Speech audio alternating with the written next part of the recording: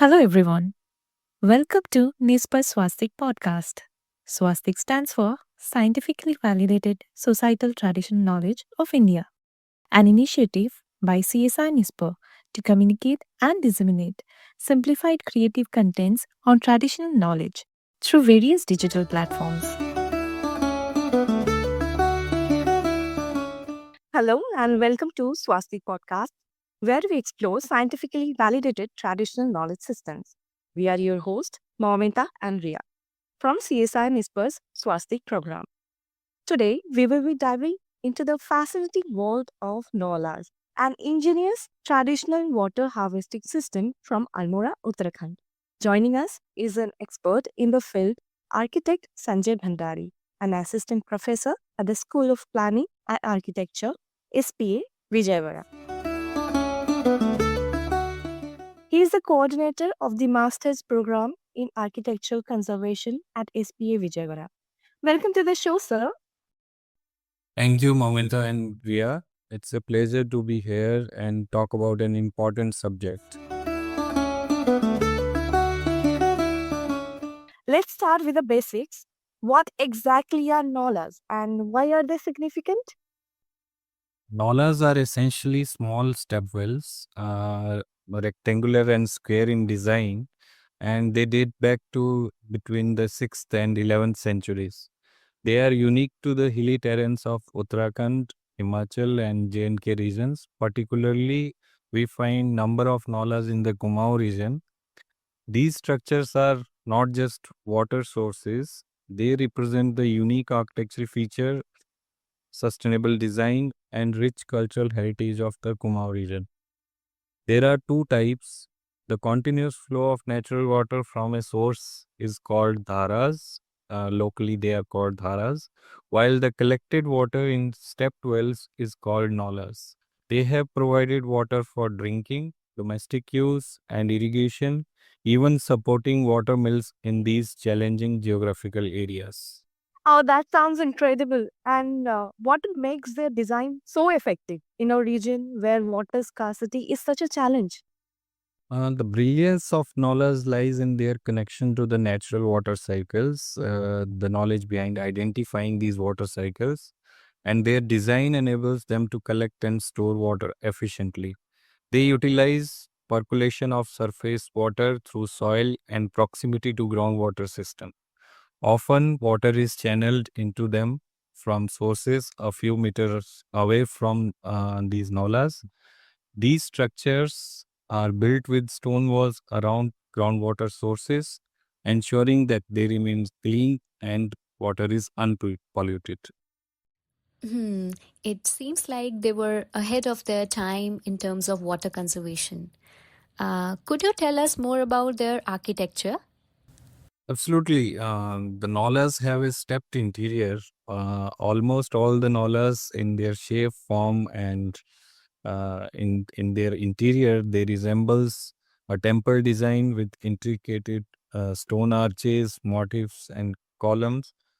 They often feature a trapezoidal structure with the top wider than the base, and the religious and cultural significance of these designs has helped the foster community involvement and care and protection of these structures over the period of time. Just a quick question. Is there a significance of the trapezoidal structure? Not really, but it is because the water is at a base, the source is at a base. To bring it at to up to the ground level, they need to make it as a inverted trapezoidal form, so that they can maximize the storage of water at the top, and it can be used. And speaking of community involvement, I read that they are also associated with fairs and festivals. Is that right?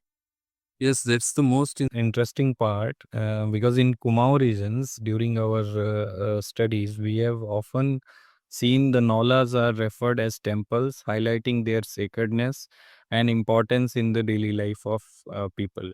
Many important daily rituals in the regions begin with the collection of fresh water from the Naulas, And in many places, this water is considered sacred.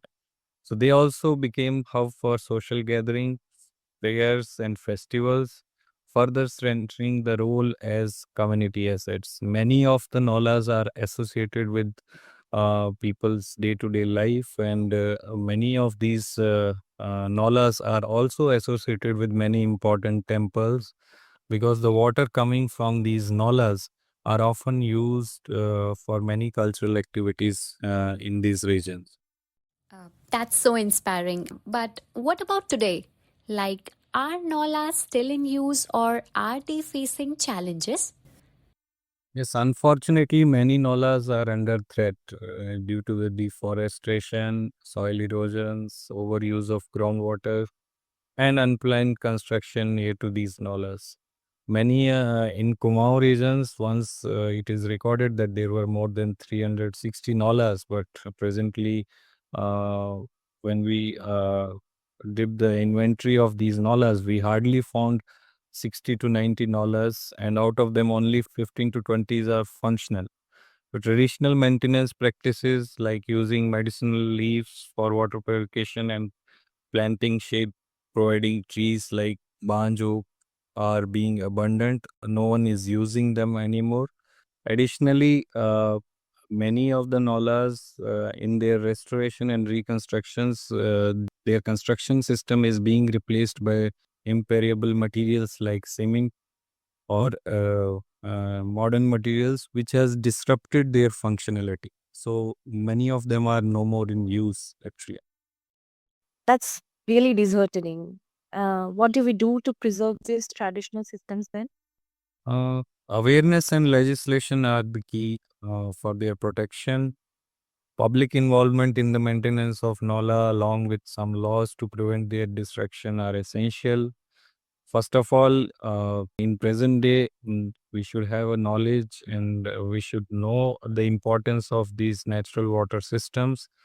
And once we make a community aware of their knowledge or their importance, then incorporating traditional practices like planting native trees and using natural materials can also help in sustaining them. Thank you so much, sir. Do you have any comments for the audience? Thank you, Moumita and Riya. It's been a pleasure discussing this with you.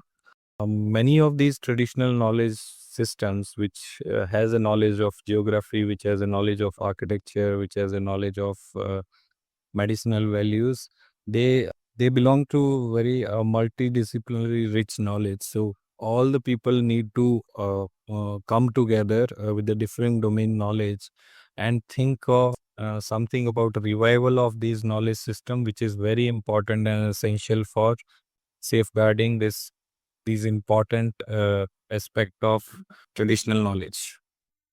Right, right. And we would also like to thank our listeners for tuning in.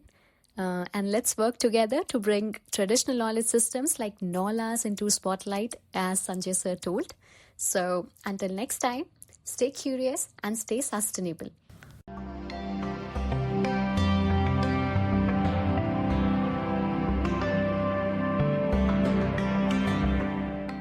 We hope you enjoyed the session. Thank you for tuning in. Be sure to follow us on social media at NIScPR-SVASTIK. That is at NISPR_SVASTIK.